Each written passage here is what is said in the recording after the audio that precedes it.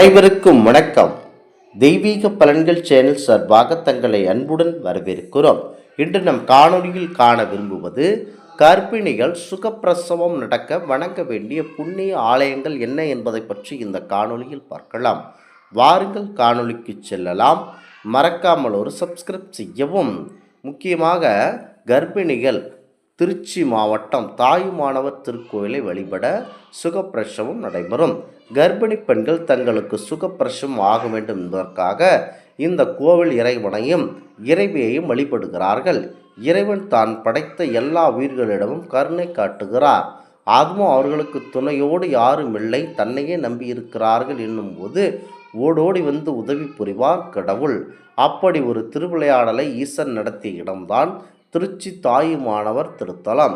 காவேரி பூம்பட்டினத்தில் செல்வ செழிப்புடன் வாழ்ந்தவர் ரத்தினகுப்தன் என்ற வணிகர். இவருக்கு அழகிய பெண் குழந்தை பிறந்தது.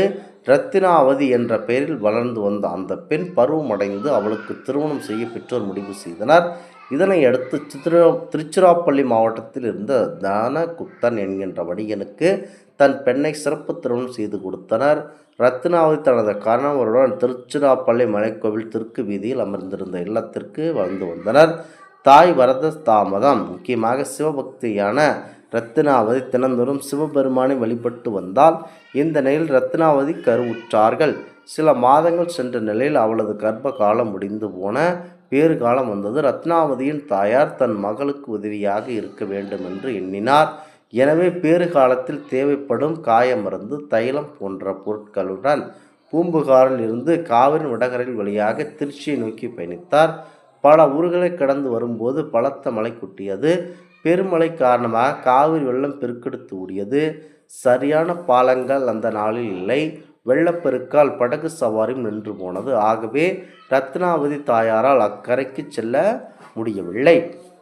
இந்த நிலையில் தன்னுடைய பேறுகாலத்தின் போது தாயார் அருகில் இருக்க வேண்டும் என்று எண்ணிய ரத்தினாவதி அவரது வருகைக்காக காத்திருந்தாள். பல நாட்கள் ஆக்கியும் தாய் வராததால் வருத்தம் அடைந்தார்கள். அவளது மனம் தாயின் வருகைக்காக ஏந்தியது. தாயின் துணை இல்லாததால் தான் தினமும் வழிபடும் திருச்சி செவ்வந்திநாதரையும் மட்டுவார் குழல் அம்பாளையும் நினைத்து பிரார்த்தனை செய்து வந்தார்கள்.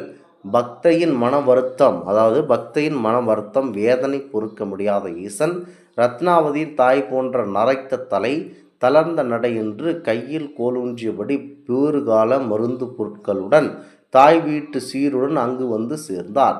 தன் தாயின் வருகையை கண்டு ரத்னாவதி மனம் மகிழ்ந்தார்கள்.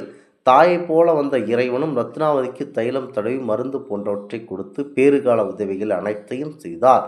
ஒரு நாள் ரத்னாவதிக்கு பிரசவ வலி ஏற்பட்டது. அவள் அழகிய ஆண் குழந்தையை பெற்றெடுத்தார்கள். தாயுமான இறைவன் ரத்னாவதிக்கும் அவள் பெற்ற குழந்தைக்கும் வேண்டிய பணிவிடைகளை தாயாகவும் தாதியாகவும் இருந்து செய்து வந்தார். குழந்தையை தினம் குளிப்பாட்டி தொட்டில் இட்டு கண்ணும் கருத்துமாக காத்து வந்தார். குழந்தை பிறந்து 7 நாட்கள் கழித்து விட்டன. அப்போது இயற்கையின் சூழல் மாறிவிட்டது. புயல் மழை நின்று ஆற்றில் வெள்ளம் குறைந்து விட்டது. இதனால் ரத்னாவின் உண்மையான தாயார் அவளது வீட்டுக்கு வந்து சேர்ந்தார். ஏற்கனவே வீட்டில் தன்னுடைய தாய் இருக்கும் நிலை வந்திருப்பது யார் என்ற குழம்பி போனால் ரத்னாவதி. அவரது கணவன் தனகுப்தனும் திகைத்து போய் நின்றான். அப்போது தாயுமானவராக வந்த இறைவன் மறைந்து ரிஷப வாகனத்தில் அனைவருக்கும் காட்சி கொடுத்து மறைந்தார். தாயாக மாறிய தாயுமானவர் என உலகம் போற்றியது. உலகமெங்கும் எத்தனையோ அற்புதம் நிகழ்த்தியுள்ள சிவபெருமான் இந்த திருத்தலத்தில் தாயாக வந்து தங்கியிருந்து ஒரு மானுட பெண்ணுக்கு பிரசவம் பார்த்து அதிசயிக்கும் அதிசயம் யாருக்கும் கிடைக்காத பாக்கியம் அல்லவா இது என புண்ணியம் செய்தாலே அந்த பெண் காவிரியின் தென்கரையில் சிறுகுன்றின் மீது குடியிருந்து மலைக்கொம்பு ஈசன் என்றும் சாரமா முனிவரால் செல்வந்தி நந்தவனம் அமைக்கப்பட்டு அந்த பூக்களை விரும்பி குடிகொண்டதனால் செல்வந்திநாதர் என்றும் அழைக்கப்பட்டு வந்த இந்த தல ஈசன் இந்த நிகழ்விற்கு பிறகு தாயுமானவர் என அழைக்கப்பட்டார்.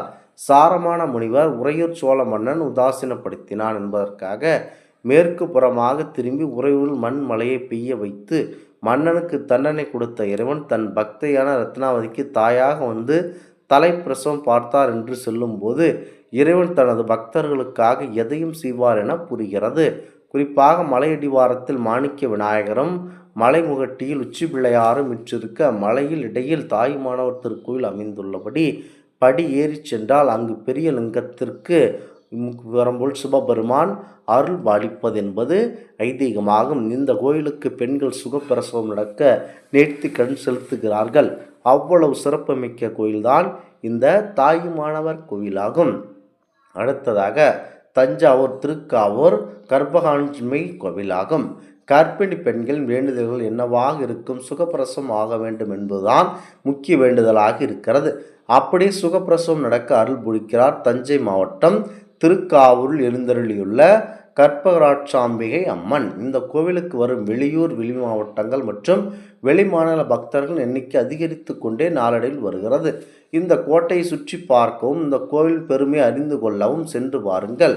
குறிப்பாக மூர்த்தி, தலம், தீர்த்தம் ஆகிய 3 சிறப்புகளுடன் மூவர் தேவாரத்தையும் பெற்று மக்கள் பலரும் நாளும் வந்து தம் காரிய சித்தி அடையும் தலமாக விளங்குகிறது திருக்காவூர் கோவில். இந்த தலம் நம் நாட்டில் சிறப்பில் முதலிடம் பெற்று விளங்கும் 275 தேவார தலங்களில் ஒன்று. தஞ்சாவூர் மாவட்டத்தில் பாபநாசத்திற்கு தெற்கே 6 கிலோமீட்டர் தொலைவில் அமைந்துள்ளது திருக்காவூர் கற்பகராட்சாம்பிகை அம்மனாகும். இந்த அம்மனை வழிபடும் பெண்களுக்கு கருச்சிதைவோ பிரசவத்தீங்கோ உண்டாவதில்லை. உண்மைதாங்க, அதை பற்றி தெரிந்து கொள்ளுங்கள். திருக்காவூர் கற்பகராட்சாம்பிகை ஆலயத்தில் சுவாமி கோவிலுக்கு வட்டாகத்தில் நந்தவனம் உள்ளது. அந்த நந்தவனத்தை அடுத்து அன்னை கற்பகராட்சாம்பிகை அம்மன் சன்னதி உள்ளது. இந்த ஆலயம் அமைதியின் உறைவிடமாக திகழ்கிறது. நந்தவனத்திற்கு தென்கிழக்கில் கௌதமேஸ்வரர் லிங்கம் அமைந்துள்ளது. கௌதம முனிவரால் பிரதிஷ்டை செய்து பூஜிக்கப்பட்டதால் சுவாமிக்கு இந்த பெயரோடு விளங்குகிறது. இவர் சன்னதிக்கு எதிரில் அன்னையின் கோவில் அமைந்துள்ளது. முக்கியமாக கற்பகராட்சாம்பிகை எழுந்தருளி அருள்பாலிக்கும் கருவறைக்குள் உயரி பதம பீடத்தில் அன்னை எழுந்தருளியுள்ளார். தன்னை தேடி வரும் ஒவ்வொருவருக்கும் திருவருளை திருநன நோக்கினல் பொழிகிறார் அம்மன். அன்னையின் திருவுருவம் வேண்டுவோர் வேண்டுதலை எல்லாம் வழங்கும் கற்பக தருவினோல் மேலுங்கு அதிகமாக இருக்கிறது.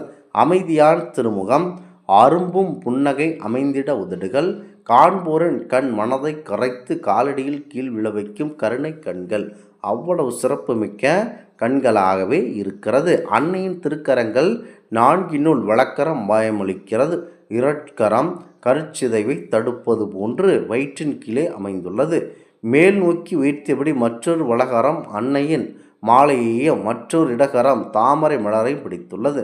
அன்னை கற்பகராட்சாம்பிகை தன்னை வழிபடும் பெண் கர்ப்பகத்தால் உண்டாகும் தீமையும் பிற தீமையும் அணுகா வண்ணம் காத்தருளுகிறார். அன்னையின் சன்னதி ஆமனுக்கு எண்ணெய் மந்திரித்து கருவுற்ற பெண்களுக்கு வழங்குவார். இந்த தலத்தில் கற்பகராட்சாம்பிகையை வேண்டி வழிபடும் பெண்களுக்கு கருச்சிதைவோ பிரசவத்தீங்கோ உண்டாவதில்லை. அன்னையின் சன்னதியில் உள்ள படிகளை நெய்யால் மெழுகேற்றி கோலமிடும் பெண்களுக்கு திருமணம் தவறாது நடைபெறும் என்பது ஐதீகமாகும். சன்னதியில் மந்திரித்து வழங்கப்படும் ஆமனுக்கு நெய்யை கருவுற்ற பெண்கள் தமது வயிற்றில் தடவினால் சுகப்பிரசவமாகும் என்பது பக்தர்களுடைய மற்றும் பெண்களின் அசைக்க முடியாத நம்பிக்கையாகும்.